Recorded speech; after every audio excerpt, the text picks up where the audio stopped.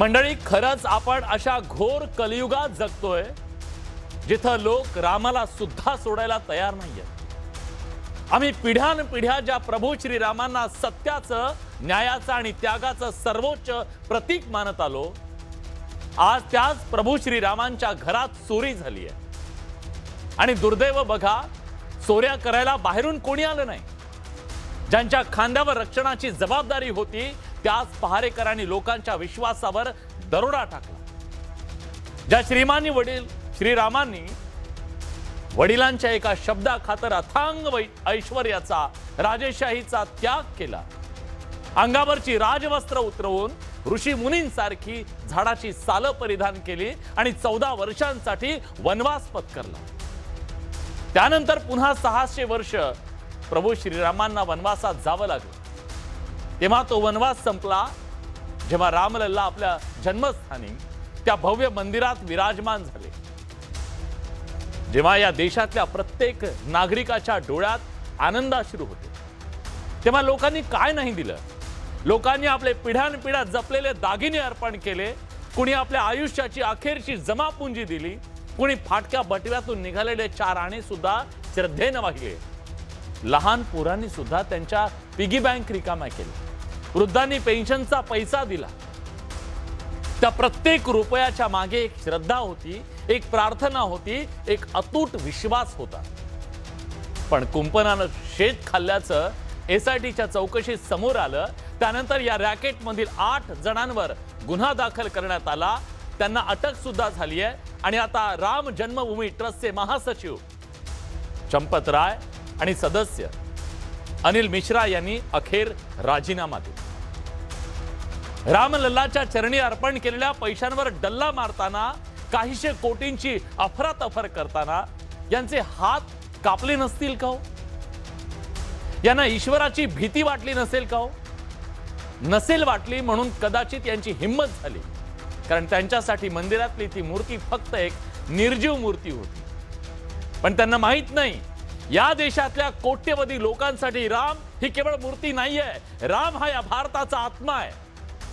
राम या भारताचा स्वभाव आहे। आणि या सगळ्या लोकांनी, या चोरांनी थेट भारताच्या आत्म्यावर दरोडा टाकला।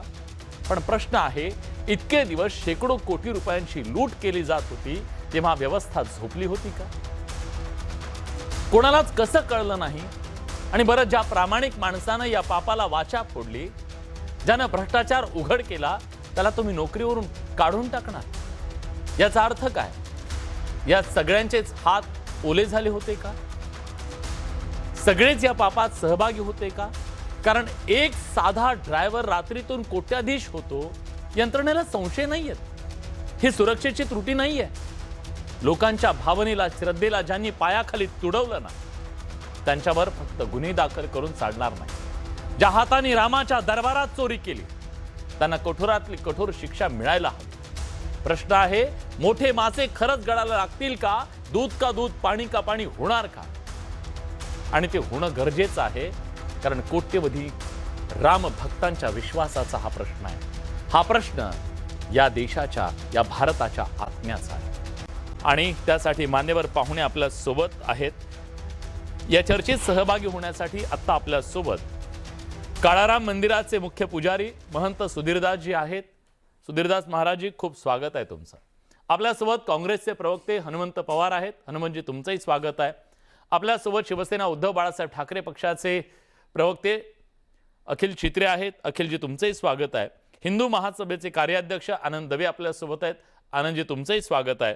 आणि आपल्यासोबत भाजपचे प्रवक्ते शिवराय कुलकर्णी आहेत। शिवरायजी, तुमचं सुद्धा स्वागत आहे। मला या चर्चेची सुरुवात करायची आहे ती आनंद दवे यांच्यापासून।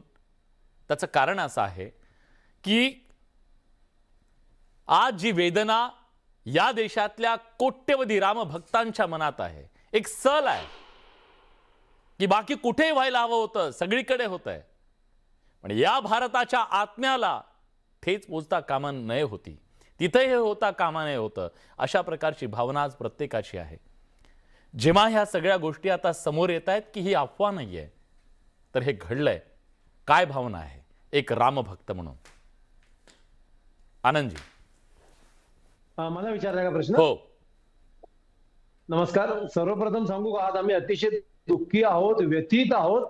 आणि याच्यासाठी केला होता का अट्टहास? जेव्हा राम मंदिर बांधण्यात आलं, शेकडो पिढ्या, लाखो लोक, ते कोठारी बंधू, ही सगळी नावं घेतली गेली. या सगळ्यांचे आत्मे आज तडफडत असतील. अतिशय दुःखद घटना ही. म्हणजे घरात जेवण झालं नाही एवढी दुःखद घटना आहे. घरातलं कोणीतरी जावं अशी दुःखद घटना आहे. आणि त्याच्यापेक्षा वाईट घटना अशी आहे की हे सगळं कळल्यानंतर ज्यांनी सांगितलं त्याला नोकरीवरनं काढलं. 10 दिवस कोणत्याही FIR दाखल झाली नाही. FIR दाखल न होता SIT कशी दाखल झाली हा सुद्धा एक प्रश्न आहे. SITच्या सगळ्या चौकशीमध्ये जेव्हा लोक चोर सापडली तेव्हा फक्त राजीनामे घेतले गेलेत. अटक करायला पाहिजे होती या दोन्ही अध्यक्षांना आणि त्या मिश्राला सुद्धा. हे अजून का होत नाही हा आमचा प्रश्न आहे. रामाला बदनाम करण्याचं काम झालेलं आहे. रामाचा राजकीय वापर होता होता आता आर्थिक सुद्धा वापर होतोय. आणि मी सुरुवातीलाच गोष्ट स्पष्ट करतो, हा भ्रष्टाचार होतोय. आम्ही 2 वर्षाआधी विलाजी आपले जुने मेसेज चेक करा मी लिहिलं होतं. मी स्वतः यात्रा घडवतो काशी प्रयाग अयोध्येची. अयोध्याचं यात्रेचं बुकिंग 3 दिवसाआधी सुरू होतं. पहिल्या 10 मिनिटात संपतं. नंतर तिचा आमचाच माणूस 350 रुपयाचं मी त्याला 700 रुपये दिले की ऑनलाईन पासेस तो पाठवतो. आता सुद्धा घडतंय ते, मागच्या आठवड्यात घडलंय. आणि याच्यापेक्षा महत्व सांगतो, हा सेम उपद्रव काशी प्रयाग मध्ये सुद्धा चाललाय. काशी विश्वनाथला आनंद दवे स्वतः 300 रुपयाचा पास 700 रुपयात काढता, 10 मिनिटात मिळतो, नाही तर बुकिंग संपलेलं दाखवतं. सगळीच्या सगळी देवस्थानं भ्रष्ट मार्गाने चाललेले, फक्त पैसे कमवायचं आणि त्यासाठी आमची माणसं नेमायचं, हा एकमात्र उद्योग चाललेला आहे. हे राम नाही, हे सगळे रावण आहेत. हे सर्वच स्पष्ट करतो.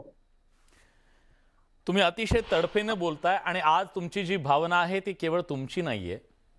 प्रभू श्रीराम मी अगदी सांगितलं त्याप्रमाणे या भारताचा आत्मा आहे आणि त्या आत्म्याला, लोकांच्या श्रद्धेला लोकांनी जमेल तसं जे ज्याला शक्य होतं ते दिलेलं आहे.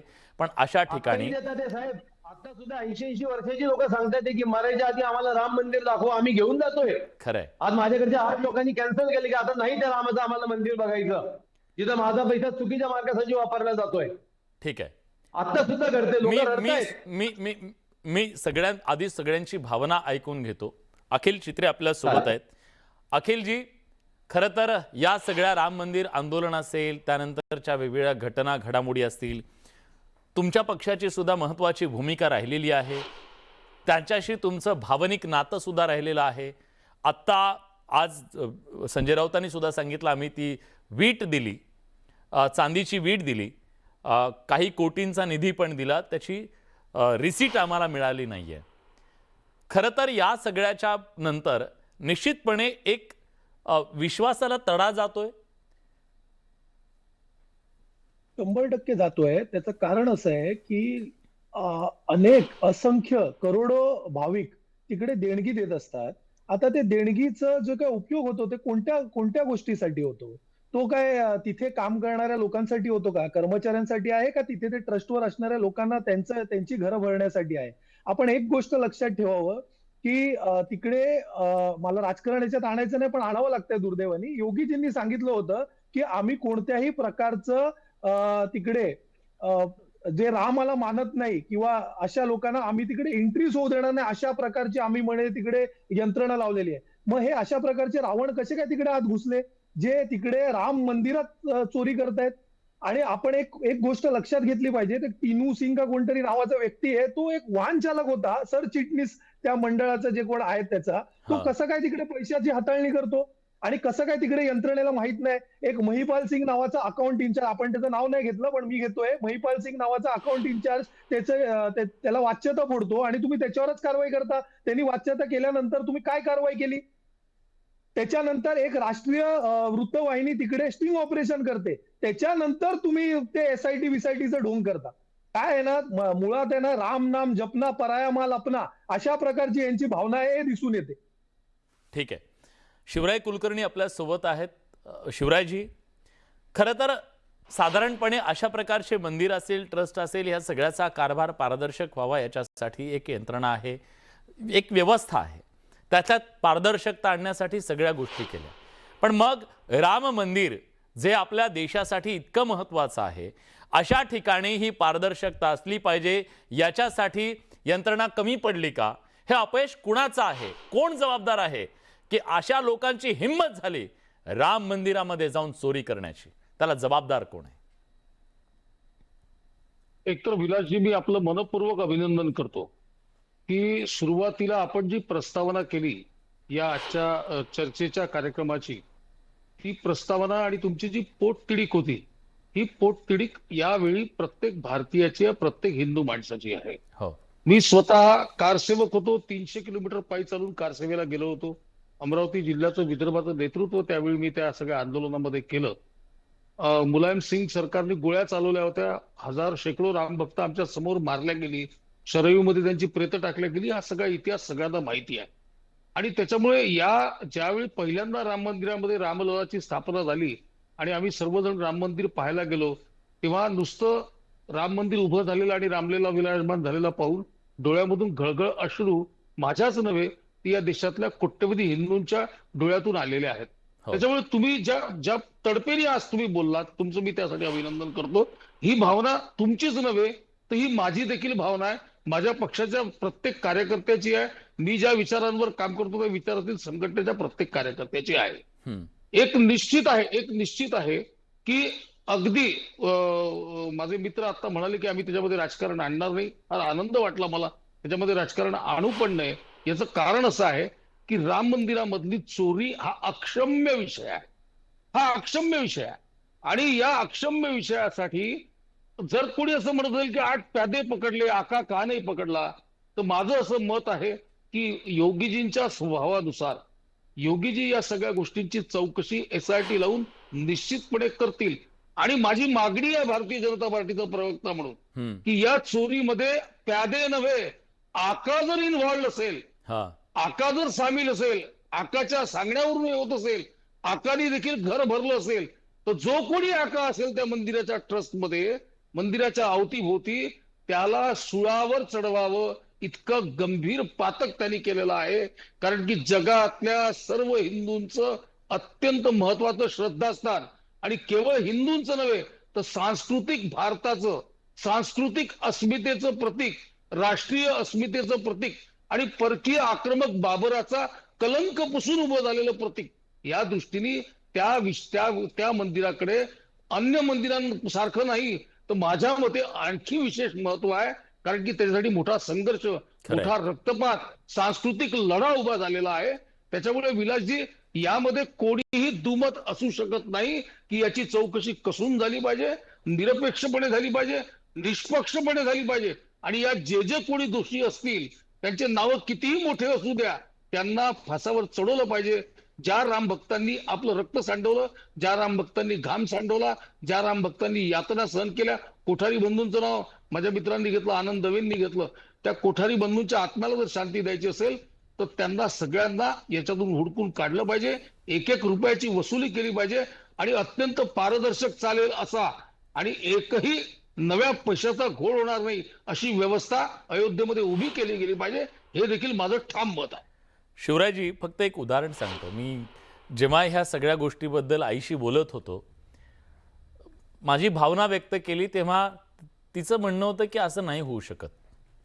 म्हणजे इतकी श्रद्धा आहे की रामाच्या दरबारात असं नाही कोणी करू शकत. म्हणजे ही सामान्य माणसाची भावना आहे ना, त्या भावनेला सुद्धा ठेच पोहोचवण्याचं काम केलं. मला तर नेहमी असं वाटतं की आपण साधं खोटं बोलताना सुद्धा विचार करतो. बाकी प्रभू श्रीरामांच्या बद्दल तर गोष्ट वेगळी आहे.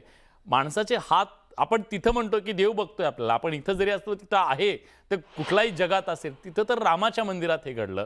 त्यामुळे जास्त लोकांच्या भावना ह्या होत आहेत. आणि मग सुधीरदासजी, आज अशा प्रकारची ही घटना समोर आल्यानंतर तुम्हाला असं वाटतं का की अंतर्गत ऑडिट जे आहे त्याचं जे पूर्ण नियंत्रण आहे, या सगळ्या गोष्टींमध्ये त्रुटी राहिली म्हणून अशा प्रकारची घटना घडली? तुम्हाला काय वाटतं की या सगळ्याला जबाबदार कोण आहे? कोणीतरी जबाबदार असेल ना. जे मेन बघत होते हे सगळं, ते याला सगळ्या जबाबदार आहेत. राजीनामा दिला त्यांनी. विलासजी, हा मुद्दा म्हणजे हा चर्चा करणं म्हणजे हे सुद्धा दुःखप्रद वाटतंय. एवढा आजचा वाईट दिवस आहे असं मी म्हणेन. आणि आपण जाणत आहात, आपण जसे महाराष्ट्रात ज्येष्ठ पत्रकार आहात तसं उत्तर भारतामध्ये अभिषेक उपाध्याय म्हणून जे पत्रकार आहेत, वास्तविक त्यांनी सर्वात प्रथम याचं स्टिंग ऑपरेशन केलं. आणि मी अनेक नॅशनलला देखील, हिंदी चॅनलला देखील या विषयावर पाहत होतो. मुख्य असं आहे की चंपतरायजींवरती खूप मोठ्या प्रमाणावरती या संदर्भात ॲलिगेशन सुरू आहेत. चंपतराय ही एक अशी व्यक्ती आहे की जिने संपूर्ण 60 वर्ष या राम मंदिर, सुप्रीम कोर्ट असो, अन्य काही केसेस असो, संघ परिवारामधनं ज्या वेळेला विश्व हिंदू परिषदेचं काम पाहायला सुरुवात झाली, एकमेव विषय त्यांनी फक्त राम मंदिर म्हणजे राम मंदिरच पाहिलं, एवढं डिटेल कोणाला नव्हतं. ते अतिशय सत्पुरुष आहेत, परंतु त्यांच्या खालची जी यंत्रणा होती ती निश्चितच सडलेली होती. आणि तुम्ही जो विषय काढला की ऑडिटचा जो प्रश्न होता, यामध्ये अनेक प्रकारचे लूफॉल्स राहिले. आणि दुःख म्हणजे आता जो विषय त्या ठिकाणी निघाला, नृपेंद्र मिश्रा ही जी व्यक्ती मंदिर समितीचे जे अध्यक्ष राहिली आहेत, ती व्यक्ती अतिशय भयानक व्यक्ती आहे असं माझं स्वतःचं मत आहे. त्याचं कारण असं आहे की ज्या वेळेला कारसेवेला, आम्ही देखील कारसेवक होतो, 90 साली ज्या वेळेला गोळीबार झाला आणि त्याच्यामध्ये अगणित म्हणजे संख्या तिथे 30-40 जरी दाखवली असेल तरी साधारणतः 450 ते 500च्या वर कारसेवक हे मारले गेलेले आहेत.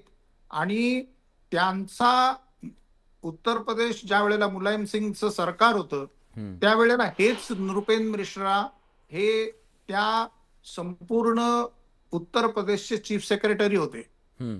ही व्यक्ती प्रमोशन वरती नंतर केंद्रात आली. मुलायम सिंग ज्या वेळेला संरक्षण मंत्री झाले त्यावेळेला हे पीओ मध्ये एंट्री करते झाले आणि त्याच्यानंतर chief secretary government of India ही व्यक्ती झाली. आणि त्याच्यानंतर ही अपॉइंटमेंट त्यांनी मंदिर देवस्थान समिती निर्माण समितीचे अध्यक्ष म्हणून केली.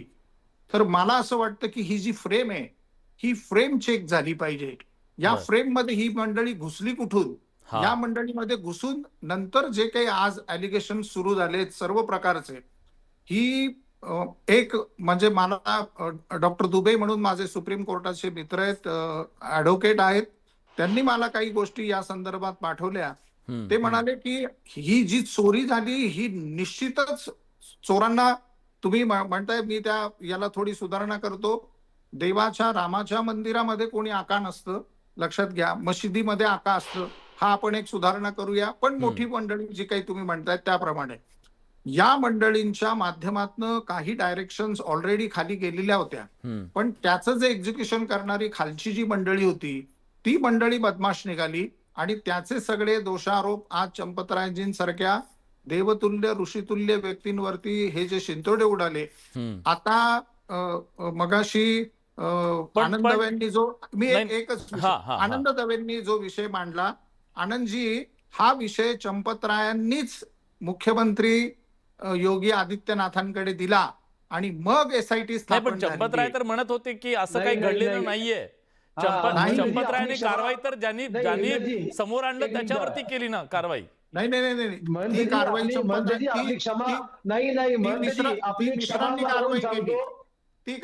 आपली क्षमा मागून सांगतो.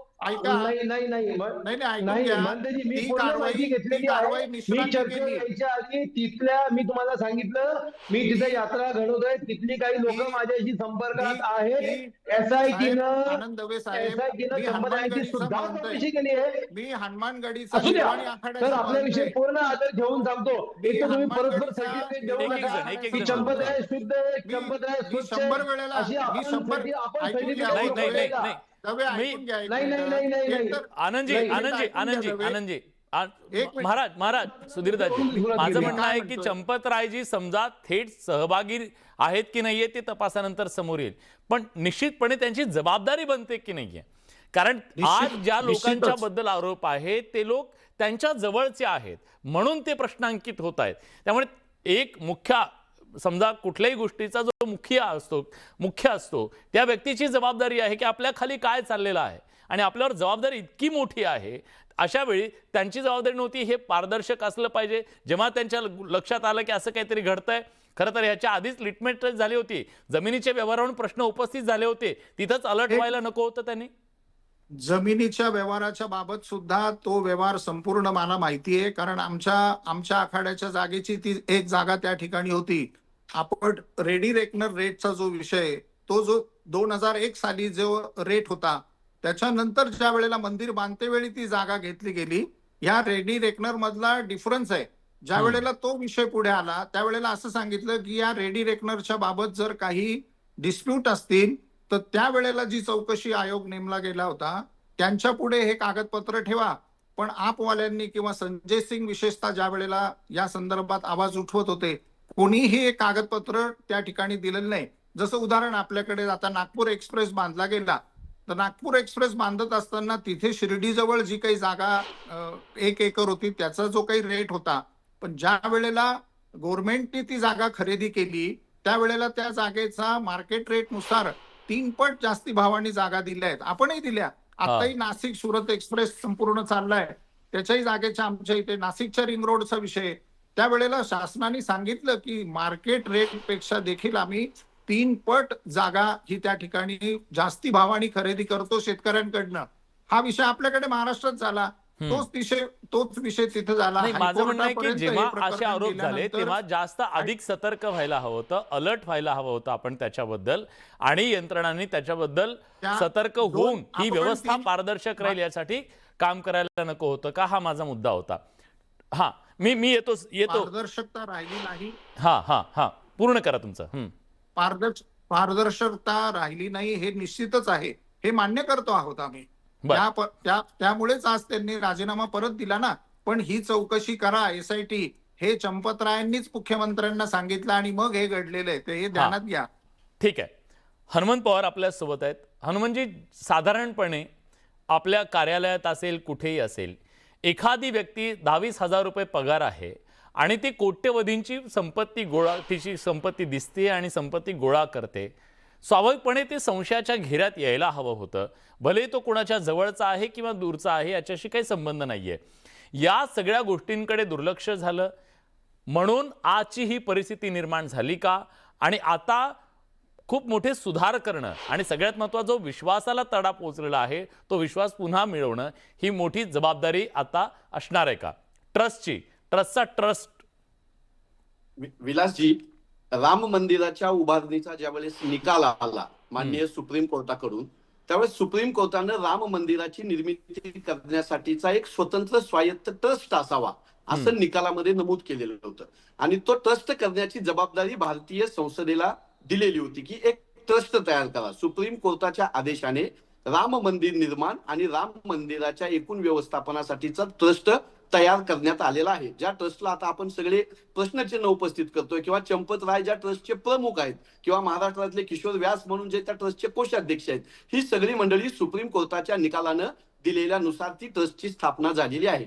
तो ट्रस्ट संसदेमध्ये पंतप्रधान नरेंद्र मोदी यांनी माहिती दिली, देशाला संसदेला माहिती दिली, आणि त्या ट्रस्टमध्ये कोण लोक असली पाहिजेत वगैरे हे भारत सरकारनं ठरवलेलं होतं.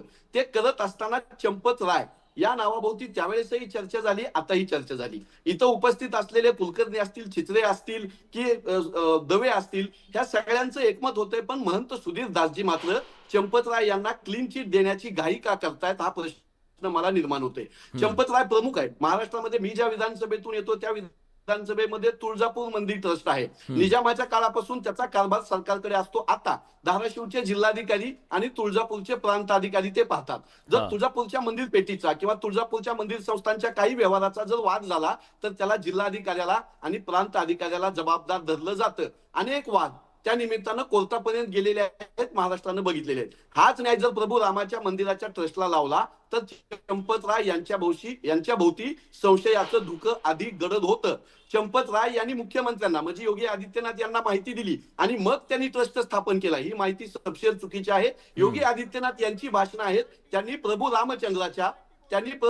रामचंद्राच्या राजधर्माची आठवण आपल्या भाषणामध्ये करून दिलेली आहे. चंपत राय यांची चौकशी होण्याकडे आता SITची वाटचाल चालू होत आहे. म्हणूनच की काय चंपत राय हे कुठलंही कारण न देता आणि मंदिर ट्रस्टनंही कुठलीही घोषणा न करता त्यांनी राजीनामा दिल्याच्या बातम्या सूत्राकडून चालवण्यात येत आहेत. चंपत राय यांचा ड्रायव्हर आहे.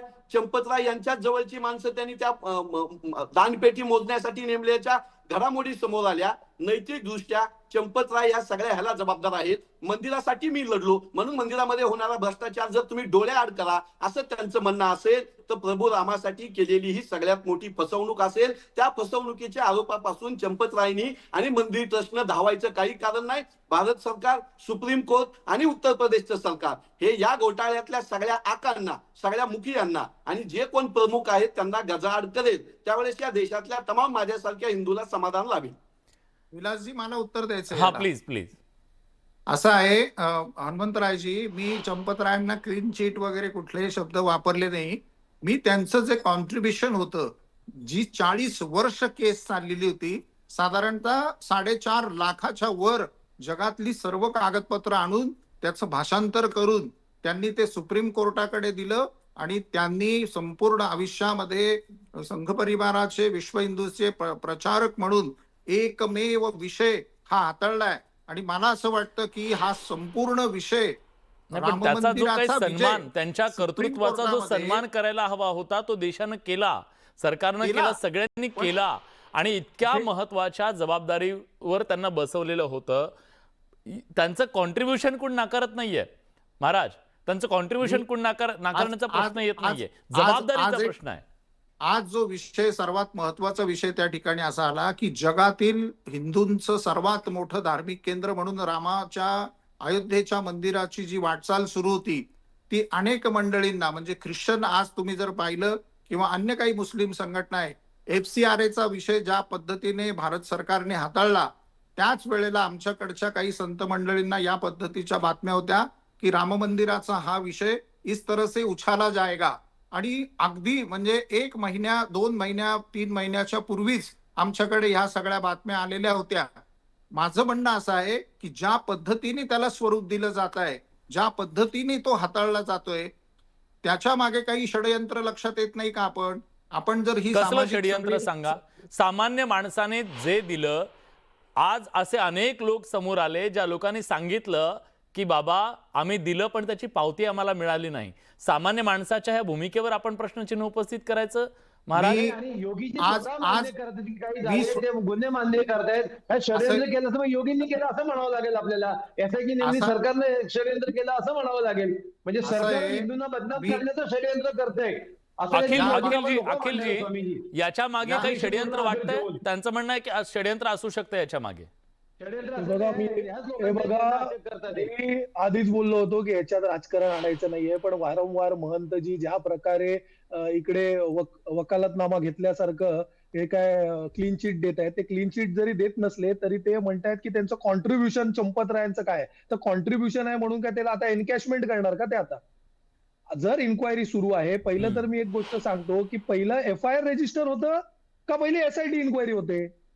पहिली FIR झाली पाहिजे ना. ठीक आहे, मग कदाचित असं असेल की चौकशी करून ठीक आपण आहे. त्याच्यावरती FIR अनेक आहे. महाराष्ट्रातल्या सुद्धा अनेक प्रकरणामध्ये असं झालेलं आहे. माझं म्हणणं ठीक आहे. चौकशी मग आता करून समजा- त्याच्यातलं तथ्य समजा आढळलं तर करा. त्याप्रकारे- पण समजा- आक्षेप तिथं आहे, ज्याने हे उघडकीस आणलं त्याला नोकरीवरून काढणं. बरोबर आहे. त्या हा. महिपाल सिंगला नोकरीवरनं काढलेलं आहे. त्याच्यानंतर जेव्हा ते स्टिंग ऑपरेशन झालं आणि सगळं जनतेसमोर आलं, त्याच्यानंतर घाईघाईने आपण ही SIT नेमली. आता चंपतरायजींनी ते राजीनामा दिलेला आहे. आता त्यांनी राजीनामा दिलेला आहे, त्यांनी राजीनामा का दिलाय ह्याची चौकशी अजून झालेली नाहीये. ह्याची चौकशी पहिलं होणं गरजेचं आहे. सगळ्यात आधी तर हे जे काय पैसे तिकडे जमा होतात ह्याचं पहिलं सार्वजनिक ऑडिट होणं गरजेचं आहे. ठीक आहे हनुमानजी, मी येतो तुमच्याकडे, शिवराजींकडे जातो. शिवराजी, हा जनतेसमोर येणं गरजेचं आहे. ठीक आणि जर आहे, ह्याच्यात- अगदी बरोबर आहे, मी सहमत आहे तुमच्या मताशी, हे सगळं समोर आहे. हा शिवराजी प्लीज. विलासजी, याच्यामध्ये 2 गोष्टी अगदी स्पष्ट आहेत हा. की मंदिरामध्ये चोरी झाली, मंदिरामधून पैसा गेला, भाविकांनी दिलेला पैसा गेला, अत्यंत श्रद्धेने दिलेला पैसा गेला. त्याच्यामुळे मंदिराची देखरेख करणारा जो ट्रस्ट आहे तो ट्रस्ट आपल्या जबाबदारीपासून दूर जाऊ शकत नाही. आता त्यांची जबाबदारी फिक्स झाली पाहिजे, त्यांचा तपास झाला पाहिजे, त्यात कोण आहे कोण नाही चौकशी अंती त्यांना सुळावर चढवलं पाहिजे, ही आपली सगळ्यांची स्पष्ट भूमिका असायला पाहिजे. हो, आज काही आपण कोणाला चोर ठरू शकत नाही. आज खरंय, चंपतराय मी चोर आहेत, सहमत आपल्या आहे. म्हणण्याने हे काही- आरोपी आपल्या आहेत म्हणण्याने आपण काही म्हणूया चंपतराय- त्यांना, आता हा, ते ठीक संशयाच्या आहे. घेऱ्यात आहे. त्यांची जबाबदारी होती, त्यांची त्यांच्या जवळचे माणसं होते, त्यांची चौकशी झाली पाहिजे, निष्पक्षपणे चौकशी झाली पाहिजे. आणि एखाद्याचं कॉन्ट्रीब्युशन असेल आणि त्यांनी म्हटल्याप्रमाणे तो जर त्याचं एनकॅशमेंट करत असेल तर तेही योग्य नाही, त्याच्यावर कारवाई झाली पाहिजे. आणि नसेल तर निरपराध माणसाला शिक्षाही होता कामा नये. अगदी खरं आहे. जर त्यांनी जर का हा एक भाग झाला. हा दुसरा भाग म्हणजे या विषयाचा एक अँगल मला हा मांडायचा हा. आहे की मी या सगळ्या माझ्या मित्रांची सहमत आहे या बाबतीमध्ये की तपास निष्पक्षपणे झाला पाहिजे. सगळ्या चोरांना सुळावर चढवलं पाहिजे, तो कोणी किती मोठा असो. फक्त त्यांना आज आपण चोर ठरू शकत नाही. चौकशी अंती, न्यायालयीन प्रक्रियेअंती ते चोर ठरतील, त्यांना शिक्षा होईल. पण शिवराजी, दुसरा भाग असा आहे. यातला एक महत्वाचा मुद्दा असा आहे की आता जे काही घडतंय, FIR जो दाखल झालेला आहे तो असा कोणाच्या आरोपावरून झालेला नाहीये, तर बाकायदा SIT स्थापन झाली, त्याच्याबद्दलची चौकशी केली, त्या चौकशीत तथ्य अगदी बरोबर. आढळलं आणि त्यानंतर ही चौकशी झाली. म्हणून आता आपल्या सगळ्यांच्या बोलण्याला आधार आहे. असं म्हणजे कुणीतरी अगदी बरोबर. अफवा पसरवली म्हणून हे असं झालेलं नाहीये. त्यामुळे नाही, नाही, नाही, आपण त्या 100% बेसवरती मी- बोलतोय. मी- हा, एक मी- SITच्या मी- आधारावर मी- आपण बोलतोय. पण अगदी माझा मी- एक आणखीन महत्वाचा प्रश्न आहे. आनंदवेजी आणि सुधीरदाजी, तुम्ही सांगा. नाही, मला फक्त एक हा, माझं एक बरं, वाक्य पूर्ण राहिलं करा. आहे. हा, तेवढं बोल. एक भाग हा झाला की मी कुठेही असं सुरुवातीपासून म्हटलेलं नाही की तिथे चोरी झालेली नाही. तिथे आग लागली म्हणून धूर निघालेला आहे. हम्म. म्हणजे धूर काही विनाकारण नाही निघत ना. कुठेतरी काहीतरी जळलेला म्हणून धूर निघालेला आहे. त्याचा तपास झाला पाहिजे, ते सापडल्या गेलं पाहिजे. एक एक रुपयाची वसुली झाली पाहिजे. याच्यामध्ये काही म्हणजे कोणाचं ऑब्जेक्शन असण्याचं काही कारण नाही. दुसरा भाग असा आहे की चौकशी व्हायच्या आधी SIT काम करत असताना आणि योगीजींनी कणखर भूमिका घेतलेली असताना ज्यांनी रामभक्तांवर गोळ्या चालवल्या, हम्म. ज्यांनी रामभक्तांना तुरुंगात टाकलं, ज्यांनी अयोध्या में परिंदा भी पर नहीं मार सकता या तऱ्हेची भाषा बोलले, ते काही छोट्या मोठ्या चोरीला भांडवल करून पूर्ण राम मंदिर चळवळ आणि हिंदू समाज, हिंदू धर्म आणि राम भक्त यांना बदनाम करण्याचं एक आपल्याला मिळालेलं घबाड जर समजत असतील तर हे आम्हाला बिलकुल मान्य नाही आहे. ठीक आहे. नाही, हे- अगदी हे- बरोबर हे- नाही. हे या त्याचं दिवसात- राजकारण हे होता या कामा दिवसात नये, या रामभक्तांना- मताशी मी या सहमत दिवसात आहे. पण रामभक्तांना आनंदवेजी, तुम्ही आणि सुधीरदाजी, राम मंदिराबद्दल आपण बोललो, पण महाराष्ट्रामध्ये गेल्या काही दिवसांपूर्वी एक बातमी आली होती, तुम्हाला आठवत असेल. ती बातमी तुळजाभवानीच्या मंदिरातली होती. मंदिरात तिथं प्रशासक सगळे व्यवस्था असताना सुद्धा दागदागिने गहाळ झाले, त्याची चौकशी झाली, त्याच्यात अनेक गोष्टी, दुर्मिळ गोष्टी समोर आल्या. खरं तर ही माणसाची नैतिकता, आपण घाबरतो. म्हणजे आपल्या सगळ्यांवरती आपण ती मूर्ती मानत नाहीये, हा देव आहे, देवाचा वास आहे.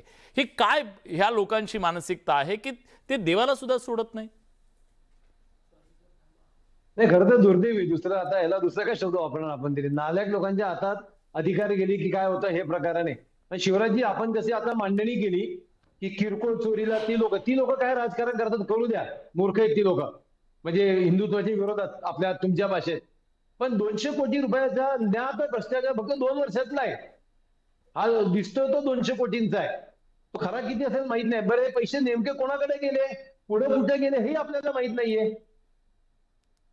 हा, 8-10 कोटी रुपये सापडलेत, बाकीचे पैसे कुठे गेलेत, कोणाकडे गेले, ते कशासाठी वापरले गेले, हा सगळ्यात मोठा आहे ना. आणि आम्ही राजकारण कोण करते, खड्ड्यात गेले, प्रत्येकाने राजकारण केलं. राम मंदिराचं, अयोध्येचं, हिंदुत्वाचं प्रत्येकाने राजकारण केलंय. कोणी हिंदूच्या विरोधात, कोणी हिंदुत्वाच्या समर्थनात. प्रश्न असा आहे की आमच्या भावना दुखावल्या गेल्या, आमचा धर्म बदनाम झाला, आमचा देव बदनाम झाला. एका माणसाच्या सांगण्यावरून पत्नीला सोडणारे श्रीराम ज्या दिवशी देव राज्याभिषेक बदनाम नाही होणार, त्या झाला, दिवशी देव नाही संन्यास बदनाम झाला, घेणारे. माणसं बदनाम झाली. घोर नाही, कलियुगाने देव मी जे सुद्धा सुरुवातीला झालं. म्हणालो ना, सुद्धा झालं. तेच आहे. अयोध्या सुद्धा झालं. देवाची आणि नाही, माणसांची नाही, बदनामी झाली. नाही, होऊ द्या, माणसांची होऊ द्या, बदनामी नाही, झाली. ह्या ऐका ना. कलियुगात असे ज्या लोक सुद्धा दिवशी- आले जे ज्या देवावर दिवशी देवाच्या अभिषेक मंदिरात व्हायचा, सुद्धा त्या हात दिवशी घालतात. संन्यास घेणारे आमचे श्रीराम रामाची आणि हे असं चोरांच्या हातात. मी सहमत आहे. मी या चोरांच्या सुरुवातीला सांगितलं, प्रभू श्रीराम जेव्हा वनवासाला गेले, आता खरं तर सुधीरदासजी आहेत, मी काय बोलणार, पण जाताना त्यांनी अंगावरची ती राजवस्त्र सुद्धा मग घेऊन गेले नाहीत. त्यांनी ऋषी मुनींसारखं घरातून ते बाहेर पडले, त्या राजमहालातून बाहेर पडले. आणि राजा दशरथांची संपत्ती जर विचारली तर कुबेर सुद्धा लाजवेल अशा प्रकारची संपत्ती होती त्यांची. अशी वर्णनं आहेत. एवढी आणि संपत्ती सोडून रामायणामध्ये ज्यांनी आम्हाला साधेपणाचं, सच्चाईचं आणि त्यागाचं प्रतीक म्हणून आम्ही ज्यांना पूजतो, पिढ्यानपिढ्या, हजारो लाखो वर्ष आम्ही ज्यांना पूजतो, त्या प्रभू श्रीरामांच्या मंदिरामध्ये चोरी होणं हे आमच्या सगळ्यांसाठी, आपल्यासाठी, देवासाठी काही नाही आहे, आपल्या सगळ्यांच्यासाठी शर्मेनं मान खाली घालायची वेळ आहे. आणि यापुढे या अशा गोष्टी घडू नयेत याच्यासाठी कठोर अशा प्रकारची यंत्रणा, तिथं व्यवस्था उभी करणं ही सुद्धा आपल्या सगळ्यांची जबाबदारी आहे. यात नक्की, पण आपण सगळेजण आलात, आपली भूमिका मांडलीत, त्याबद्दल मी सगळ्यांचे मनापासून आभार व्यक्त करतो.